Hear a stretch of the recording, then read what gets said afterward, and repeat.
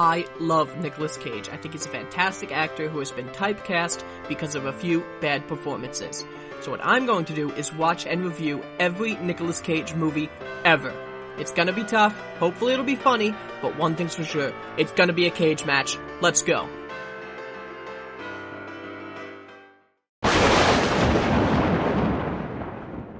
Welcome back to Cage Match, everyone. Man, at the rate I'm going, Nick Cage is going to be putting out movies faster than I'm putting out these videos.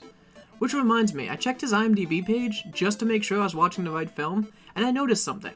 Nicolas Cage has been working consistently every year since 1982. Every year for the past 36 years, he has been putting out some kind of work, be it a full-length film or a television show. It really is amazing. Except for one year. 1985, he didn't put out anything. Now, the very next year, he did put out a movie in the middle of January, The Boy in Blue. Now, I couldn't find any information about if this film was delayed or if production was particularly difficult, because before the internet, that kind of information was hard to come by.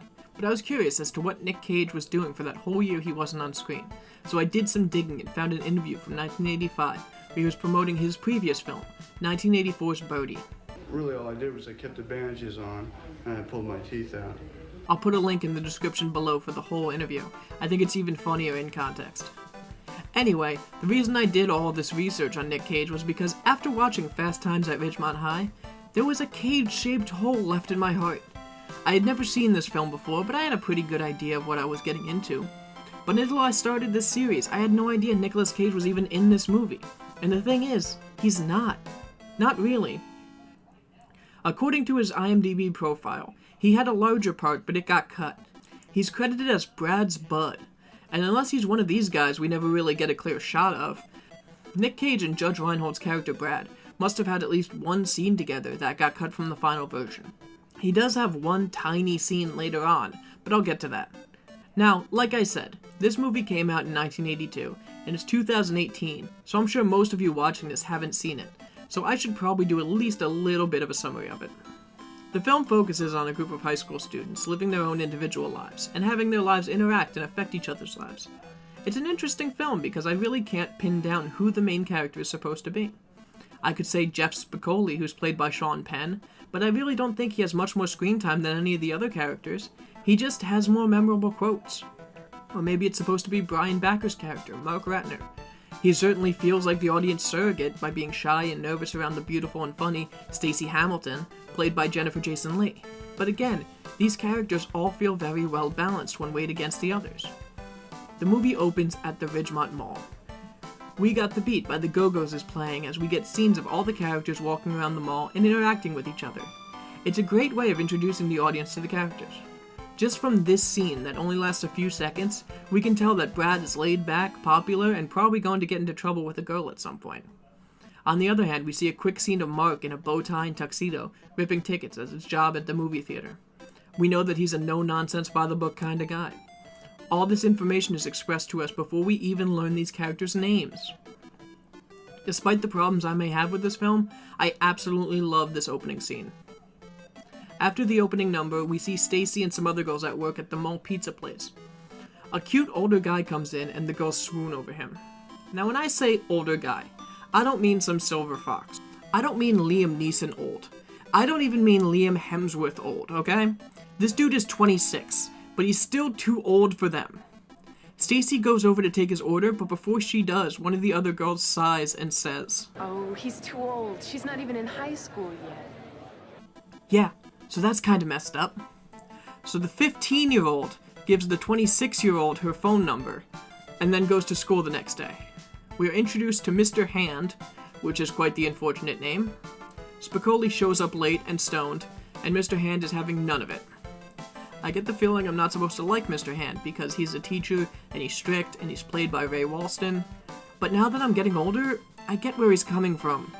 He was probably my favorite character in this whole movie. He just wants to show up, do his job, and not deal with any of the stoner surfer dude bullshit that Spicoli pulls every day. That night, after school, Stacy goes on a date with the strange adult man that she met at the pizza place that she works at in the mall. Now, I should mention that she told him that she was 19, so they go out to a baseball dugout called The Point for some reason, where I can only imagine people only go to either use drugs or have sex. They start fooling around and he asks once again, "Are you really 19? This is the point in the film where I thought, okay, this is where she will confess and they will have a comically awkward car ride home. Or maybe he will go a little bit further and then she will get scared and admit that she's only 15 and he will be disappointed but drive her home, or not, who knows, it's the 80s. But unfortunately, neither of these things happen. She said, yes, I'm really 19 and they just have sex. It's a really weird scene. It's not particularly funny at all and it doesn't even add anything to the story. I know that sometimes these 80s comedies show sex just for the sake of showing sex, but there's nothing even sexy about it. She looks visibly uncomfortable the entire time, and so was I. The scene made me think of the movie Animal House. I was actually thinking about Animal House for most of the movie, because it's a better movie and I'd rather be watching that. But this scene in particular made me think of it. Animal House has a very similar scene, where at one of the many frat parties in Animal House, a couple is about to have sex. The girl, however, has had too much to drink and passes out before they really get started. And although he thinks about assaulting her in her sleep, he decides against it. Now, I'm fully aware that this scene has not aged particularly well, but it came out a full 4 years before Fast Times, and even then they were aware of the importance of consent. Alright, enough of that serious stuff. Back to the movie. Mark, the shy guy who works at the movie theater, is encouraged by his friend Damone to ask out Stacy. The pervert who took Stacy's virginity in a baseball dugout still hasn't called, so she's happy to go out with Mark. Their date goes awkwardly. Mark forgets his wallet, so he has to call Damone to bring his wallet to the restaurant. The actor playing Damone is named Robert Romanus. And after this, he has mostly done small parts on television, which is a real shame because he really outshines everyone else on screen. According to his IMDb bio, he is in a band and owns a cafe in Hollywood, so that's awesome. I hope they both fail so that he can come back to acting. After Mark and Stacy's date, Stacy invites Mark back to her place and tries to seduce him. Things are moving a bit too fast for him, so he says he needs to leave. One thing I haven't mentioned yet is that Forrest Whitaker is in this movie. I know, weird, right? I haven't brought it up because it doesn't really have anything to do with the plot. He's kind of just a stereotypical scary black guy in school. But there's a scene coming up that I need to mention, and he's involved.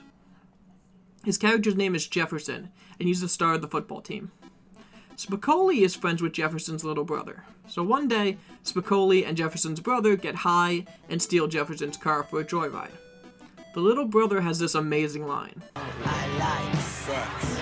And wouldn't you know it, they crash. Nobody's hurt, but in order to cover it up, they make it look like a rival school trashed Jefferson's car in a friendly sports rivalry gone too far. Needless to say, when the football game goes down, Jefferson is hungry for blood. Ridgemont High wins in a blowout, and Jefferson never finds out what Spicoli and his brother did. This has nothing to do with the plot, but this is the scene that I said I needed to talk about. Did you catch it? It goes by fast, so let me play it again, but slower. As far as I can tell, this is the only time Nick Cage is on screen in this film. Now, after the best part of the movie, Mark and Damone stop by Stacy's to go swimming in her pool, and then we get one of the most famous scenes in film history.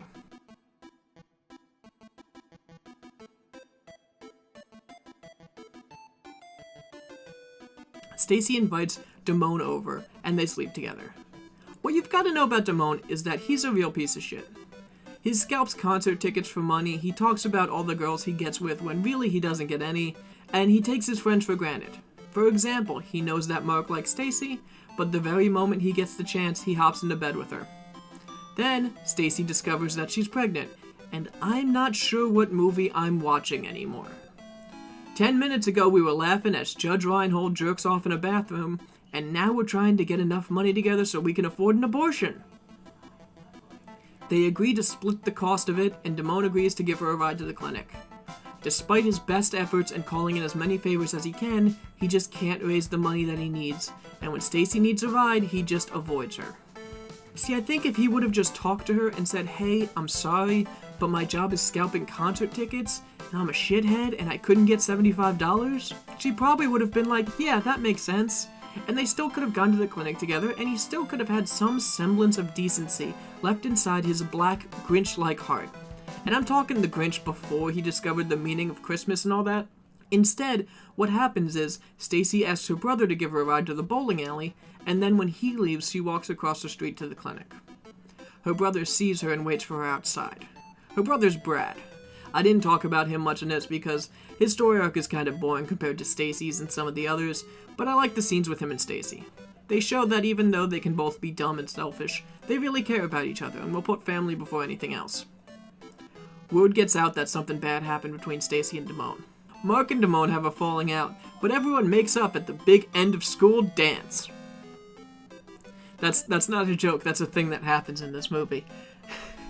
In the end, Stacy and Mark end up together, and the very last scene is Brad stopping a robber, which felt very tacked on. Before credits, it does that thing that 80s movies love to do, where we see a text card explaining what happened to the characters after the movie ends. I wish movies did that today, but it would be hard to make a sequel to something if you knew what was in the future for that character. Anyway, I'd usually give my thoughts on how Nicolas Cage did in the film at this point, but he really wasn't in the film, so that's out. I'll just talk about my thoughts on the movie in general. It's fine. It's not great and it's not terrible, it's just fine.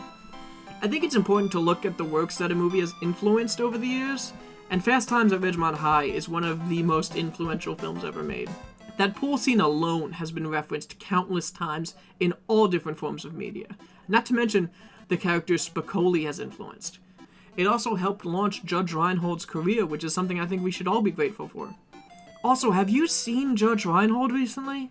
Time has not been kind to this man. So due to this film's influential lineage, I'm glad I saw it, but it's not something I would watch again. So thanks for watching. Are you guys fans of Fast Times at Ridgemont High? I'm guessing you are if you're watching this. Did you know Nicolas Cage was originally in this and then cut from the movie? I mean, what'd you think of my video? Did you like it? Do you disagree? Do you think it's the best movie ever made? Do you think it sucked more than I gave it credit for sucking? What do you think? Tell me in the comments below, and while you're down there, click subscribe. That would really help me a lot. Thank you.